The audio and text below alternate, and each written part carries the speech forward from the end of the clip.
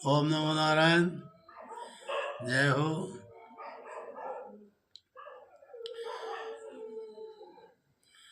गुरुवाणी में आज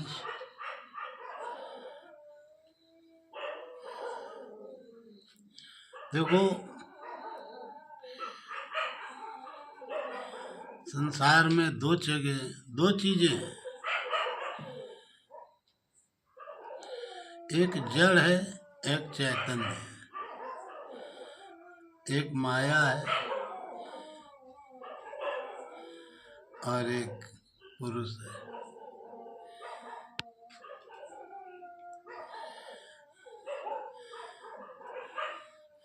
हम सभी अपनी पहचान अपने माया से करते हैं।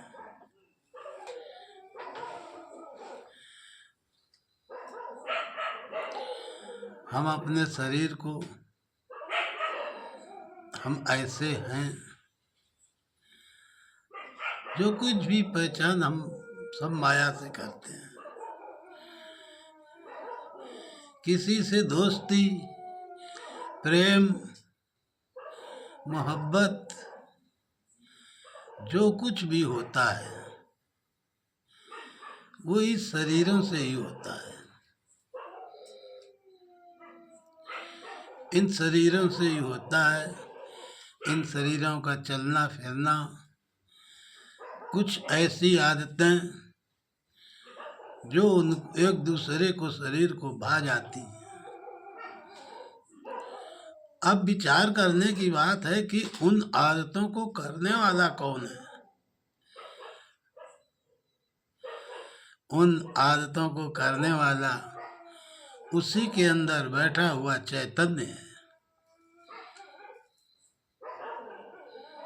उसी के इशारे पर वो शरीर चलता है, हिलता है, डुलता है, सब कुछ करता है। दूसरा शरीर एक दूसरे से बात करते हैं, शरीरों से बात करते हैं। बोलने वाला वही है। सिर्फ शरीर कार्य करता है, करने वाला कार्य बन जाता है। जिसको देख करके हम एक दूसरे की तरफ आकर्षित होते हैं, जिसके कार्य हमारे कार्यों से मेल खाते होंगे, हम उसकी तरफ आकर्षित होंगे। उसके कार्य मेरे कार्यों से मेल खाते होंगे, वो हमारी तरफ आकर्षित होगा। लेकिन विचार के पीछे, इनके पीछे, इन कार्यों को करने वाला उसके अंदर बैठा हुआ वो जो पुरुष है, वही करता है। इस संसार की स्थिति गीता में भगवान ने बताया है, उल्टा पेड़ की तरह है। जैसे पेड़ उल्टा होता है, सारे कार्य, सारे पोषक, सारा जल, सारा खाद पानी सब इसको ऊपर से मिलता है। ऊपर ये ऊपर से मिलता है, और इसके नीचे सारे कार्य होते रहते हैं।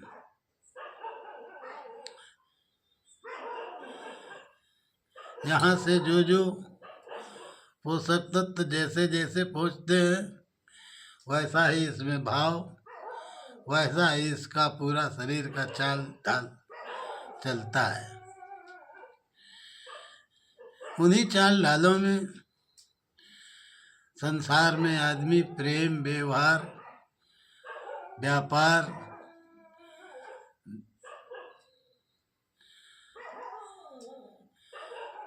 सब कुछ करता है। उन्हीं चाल ढालों में किसी किसी को वो दुश्मन मान लेता है। ऐसा नहीं है कि यहाँ गलत जब विचार डाले जाएंगे, गलत जब दृष्टि से हम संपर्क करेंगे तो गलत विचार डाले जाएंगे तो गलत परिणाम आएंगे। उन्हीं गलत परिणामों से आदमी बुरे कर्मों को करता है, सनातन कर्म के खिलाफ करता है। हम सभी सुखी रहें, सभी सुख में हों, हम भी सुखी रहें, सब शुभ शुभ हो। लेकिन इनके खिलाफ वो कर्म करता है, सनातन के खिलाफ। क्यों? क्योंकि वो इंद्रियों के बहाव में उन कर्मों को करता है। फिर वो कहता है हमसे तो सब उन्हीं की कृपा से होता है, वही करवाते हैं। वो नहीं करवाते हैं। आदमी जब गलत कर्म करने कोई भी जाता है तो अंदर बैठा हुआ वो चैतन्य महापुरुष एक बार मना करता है, इस कार्य को न करो, लेकिन वो कर डालता है। चाहे दोस्त हो या प्रेमी हो, कोई भी हो, समय के साथ साथ चलते हुए दोस्त एक दूसरे की मदद करते रहते हैं, शुद्ध शुद्ध विचारों से। वहाँ से जैसे शुद्ध विचार आते हैं उसी विचार से एक दूसरे दोस्त की मदद करता रहता है। दूसरा दोस्त भी अपने शुद्ध विचारों से दूसरे दोस्त की मदद करता रहता है। शरीर में कुछ कष्ट आने से आदमी दुखी होता है, परेशान होता है।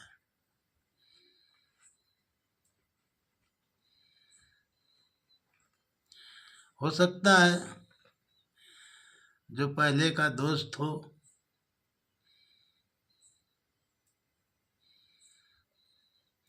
देश काल और समय की स्थिति को समझते हुए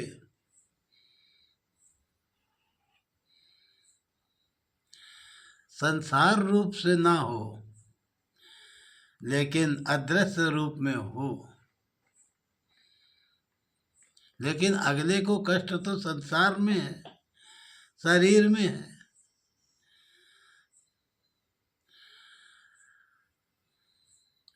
और शरीर रूप में उसका कोई दोस्त तो उसके पास में नहीं है, तो उसके प्रति गलत विचार उठेंगे, गलत विचार सोचेगा।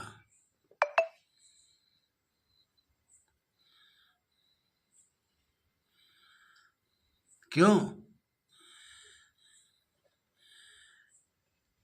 क्योंकि वो अभी माया के अधीन है।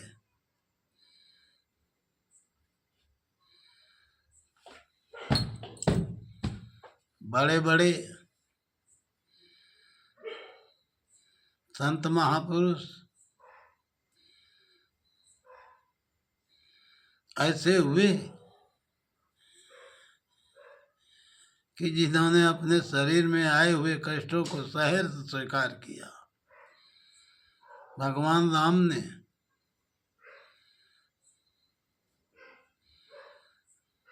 सहर्ष स्वीकार कर लिया, प्रश्न नहीं उठाया कि ऐसा क्यों? क्योंकि वो जो करेंगे वो अच्छा ही करेंगे। परशुराम जी ने अपने पिता की आज्ञा में सहर्ष प्रश्न नहीं उठाया। वो जो करेंगे अच्छा ही करेंगे।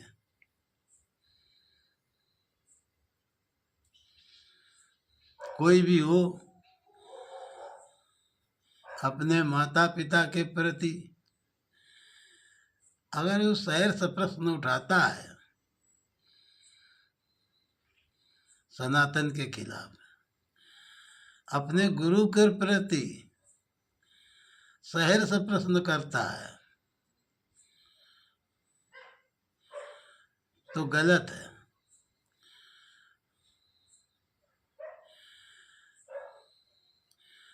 उसमें कोई कारण होगा। गुरु की लीला तो गुरु की लीला ही होती है। गुरु की लीला समझ में नहीं आती है, आखिरी में समझ में आती है। क्यों? क्यों? वो संसार में दुख सहने की शक्ति देते हैं। उन्हीं की कृपा से,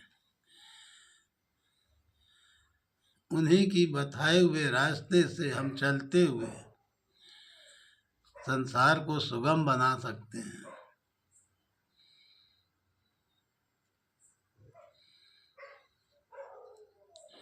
हम परेशान हो सकते हैं लेकिन हार नहीं सकते।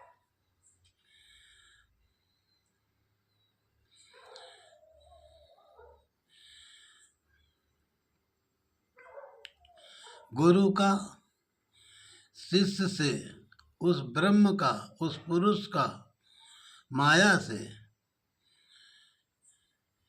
केवल इतना ही इच्छा होता है कि ये माया का शरीर सही ढंग से जीवन भर उतरता चला जावे। यही गुरु का उद्देश्य होता है। गुरु का उद्देश्य माया के शरीर पर, शब्द का उद्देश्य माया के शरीर पर, ब्रह्म का उपदेश माया के शरीर पर, ऐसा कुछ नहीं होता है। उसका एक यही उद्देश्य होता है कि ये सही ढंग से संसार में गुजरता चला जावे।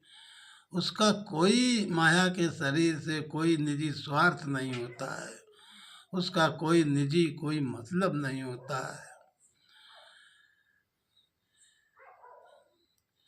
क्यों?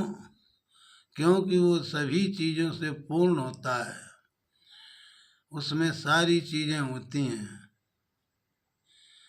उनको सब चीज़ों में वो समझता है। जिस चीज़ को चाहे वो उस चीज़ को 24 घंटे कर सकता है, 24 घंटे उसी में रमन कर सकता है जिसमें चाहे। क्यों? क्योंकि जो जिधर की रास्ता जानता होगा वो उधर कभी भी आ जा सकता है। जिसने कभी रास्ता नहीं जानी तो वो उधर कभी नहीं जा सकता है, ना आ सकता है।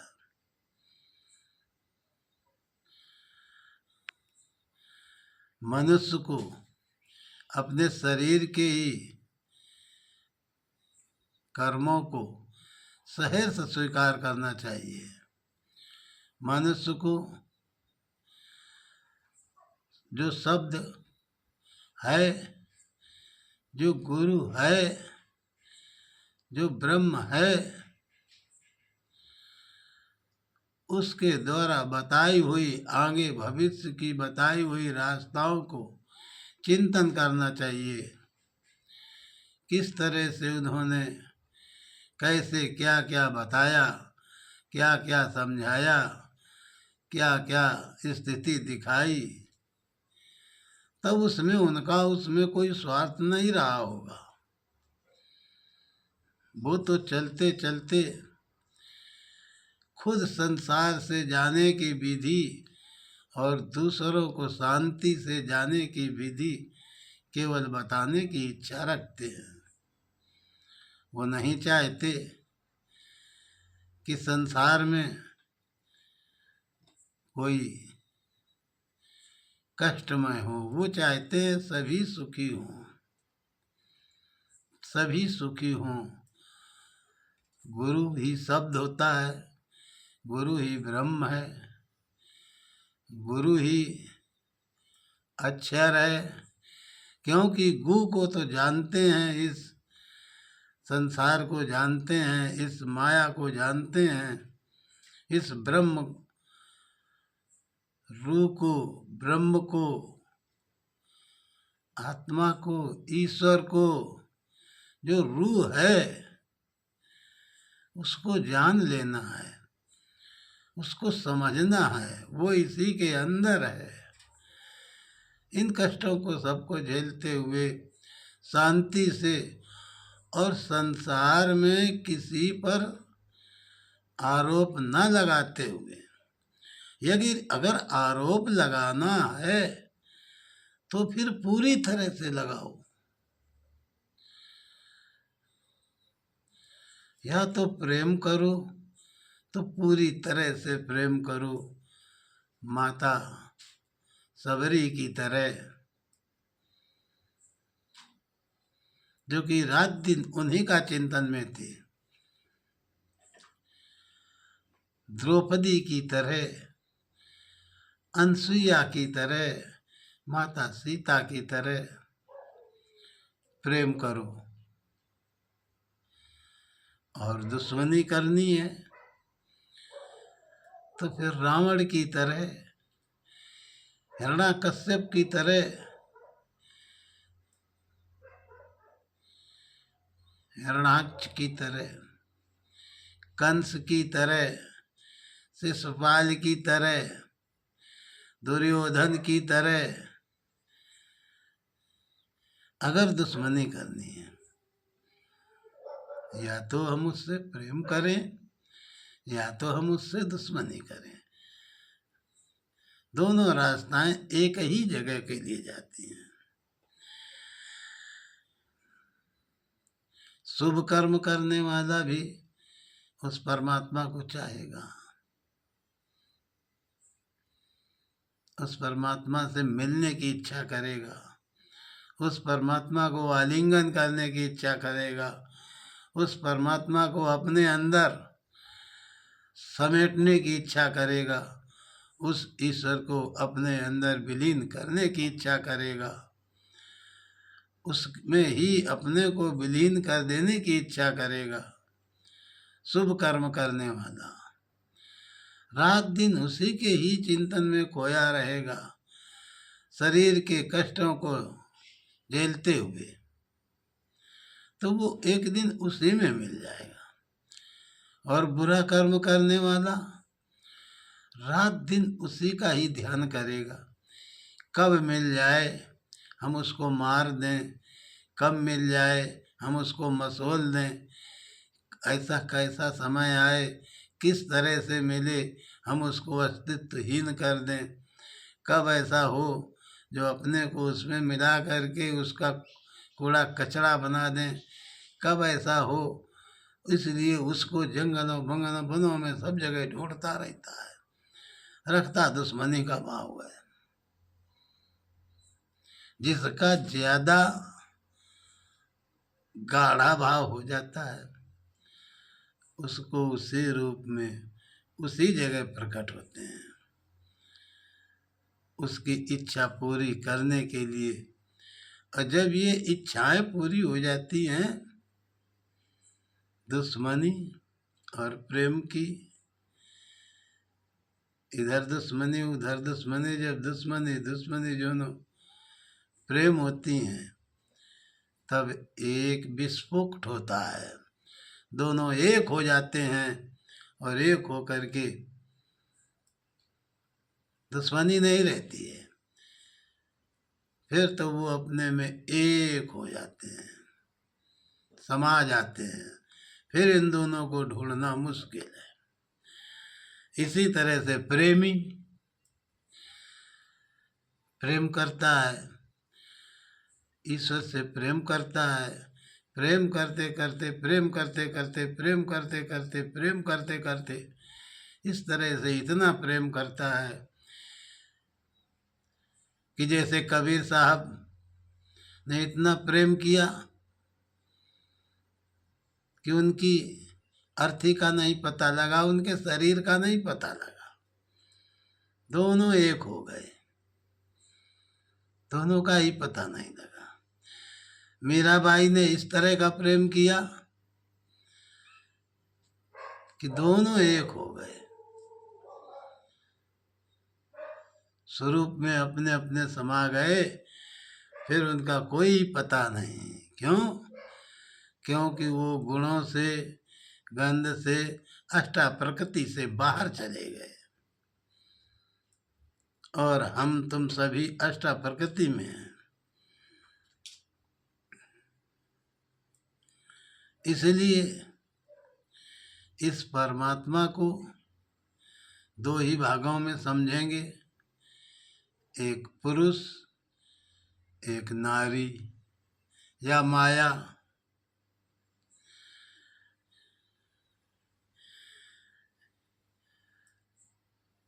ये दो ही चीजों से मिलता है, प्रेम से, एक दुश्मनी से।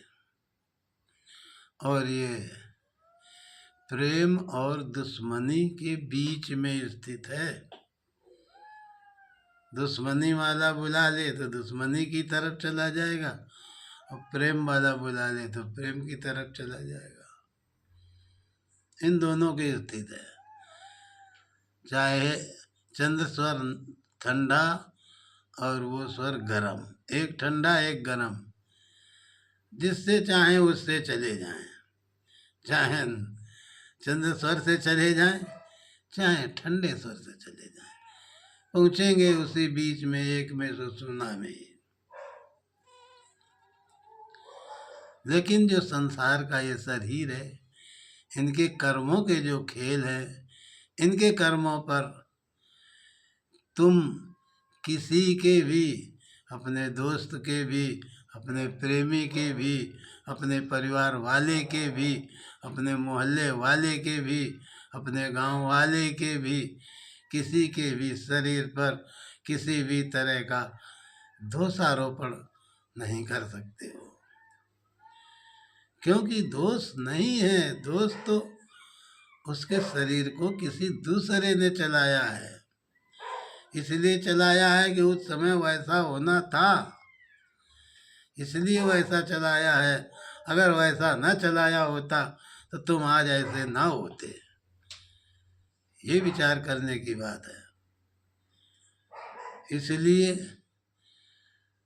दोषारोपण अगर हम करेंगे तो ये समझ लो कि शरीर भी संसार में है और संसार की ही चीज फेंक के शरीर पर ही पटकेंगे। किसी भी चीज पर दोषारोपण करना, संसार में है, संसार में ही पटकेंगे। जैसे काग भुसुंड जी मंदिर में जप रहे थे, गुरु आए, उनसे कुछ दोष था, दोषारोपण था, तो प्रणाम नहीं किया। तो लिखा है स्वामी जी ने, एक बार हर मंदिर जपत रहे शिव नाम, एक बार हर मंदिर जपत रहे शिव नाम, गुरु आयु अभिमान बस उठ नहीं कीन प्रणाम। गुरु के तो बहुत शांति, शीतल और कोमल स्वभाव था, उन्होंने कुछ नहीं कहा था। लेकिन जिन इष्ट का, जिन प्रभु का हम ध्यान कर रहे थे, वो नाराज हो गए कि इन्होंने सनातन संस्कृति का अनाचार कर दिया। उन्होंने उसको दंड दिया, लेकिन दंड देने के बाद में गुरुजी ने क्षमा किया कि बच्चा है, क्षमा कर दो। भोलेनाथ ने उसको क्षमा कर दिया और ये कहा कि इसके अंदर ये ज्ञान हमेशा बना रहेगा। ये ज्ञान शरीर को छोड़ने में और धारण करने में इसे कोई कष्ट नहीं होगा। आगे चल कर के फिर वही जो है लड़के के रूप में एक आश्रम में उन्हीं गुरु के यहाँ से लेने लगे। फिर बात वही उत्तर प्रति उत्तर करने लगे। गुरु को क्रोध आया, उन्होंने कौवे होने का श्राप दे दिया। लेकिन वो पास ही में रहा। गुरु को दया आ गई। क्यों? कि कर दिया, दे दिया, ये सब ऊपर से हुआ, शरीर में हुआ। फिर उनको दया आ गई, उन्होंने बुलाया, सारे रहस्य को समझाया, उसकी समझ में आ गया। तब से उसको शरीर वही प्यारा लगने लगा। तो गुरु के अरे हम विचार करें कि जिस तरह से हम पहले थे, आज के 10-15 साल थे, जो इतनी सारी जानकारी मिली है तो ये एक शब्द के द्वारा, ब्रह्म के द्वारा, गुरु के द्वारा, किसी के द्वारा मिली है। तब हम ऐसे हैं। और उनसे अगर हम पूछते रहेंगे, बोलते रहेंगे तो और इनसे पूछने का मतलब क्या है? गुरु का नजदीक होने का मतलब नहीं है। लाख कोस पर गुरु बसें, देना सुरति पठाए, शब्द तुरी यसवार हुई, पल पल आमे जाए। किसी भी समय ध्यान पर एकाग्र हो करके बैठना, बैठ करके और उस गुरु का किसी भी समस्या में समझ में ना आ रहा हो कि हम क्या करें, उस गुरु से पूछना कि हमको क्या करना है। लाख कोस पर गुरु बसे, देना सुरति पठाए, शब्द तुरी असवार होई, पल पल आमे जाए। वो गुरु तुमको जरूर कोई ना कोई निर्णय निश्चित बतावेंगे, कोई ना कोई तुमको रास्ता जरूर बतावेंगे। गुरु शरीर नहीं है, गुरु शब्द है, गुरु अक्षर है, गुरु ही परमात्मा है। इस गुरु को समझने के लिए शरीर की जरूरत नहीं है, सिर्फ तुम्हारे अंदर जो चेतना चल रही है इसकी जरूरत है। शरीर को एक जगह रख दो, शरीर तो एक जगह रहेगा। कभी पतला होगा, कभी मोटा होगा, कभी रोगी होगा, कभी निरोगी होगा, कभी कुछ होगा, कभी कुछ होगा, इसमें होता रहेगा। क्यों? क्योंकि ये संसार है और संसार का जैसा खाएगा पिएगा वैसा होगा। संसार का अगर अच्छा खाएगा तो अच्छा होगा, बुरा खाएगा तो बुरा होगा। इसलिए इसको, ये मनुष्य की बहुत बड़ी भूल है, मनुष्य की नासमझी है, जो कि ईश्वर को दोषी देता है।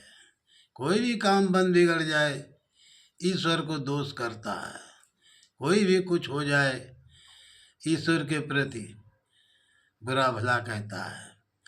अपने कर्म, अपनी सोच और अपने खान पान और अपने दिशाओं और विचारों पर कभी नहीं विचार करता है। ही संसार है। जो अपने पर विचार करते हैं वो कभी ईश्वर, शब्द, ब्रह्म, पुरुष, गुरु इन पर कभी दोष नहीं करते हैं। वो तो हमेशा उनका शुक्राना अदा करते हैं कि अगर तुम न मिले होते तो आज हम इस संसार में कहीं कहीं गड्ढे में गिरे होते, या तो दुनिया में होते या ना होते। हो तो उनका शुक्राना अदा करता है। क्यों? कि वो शुक्राना अदा करने योग्य हैं। उन्होंने कुछ नहीं लिया, वो कुछ मांगते ही नहीं हैं। अगर वो कुछ नहीं मांगते हैं तो देते देते तो बहुत कुछ है, देने के लिए है कुछ नहीं। केवल उनके पास शब्द है। ऐसे ऐसे शब्द दे देते हैं, शब्द रूपी बीज को तुम अपने कर्म रूपी खेत में गाड़ो, बहुत बड़ा फल लगता है, बहुत बड़े फल आते हैं, जिनको खा करके आनंद लो। जय हो गुरु की। आज गुरु शब्द के बारे में, ईश्वर या माया या शरीर, इसको बारे में मैंने बताया कि मनुष्य को कर्म शरीर से होते हैं, दोष ईश्वर पर करता है। ऐसा नहीं करना चाहिए। जय हो। ओम नमो नारायण।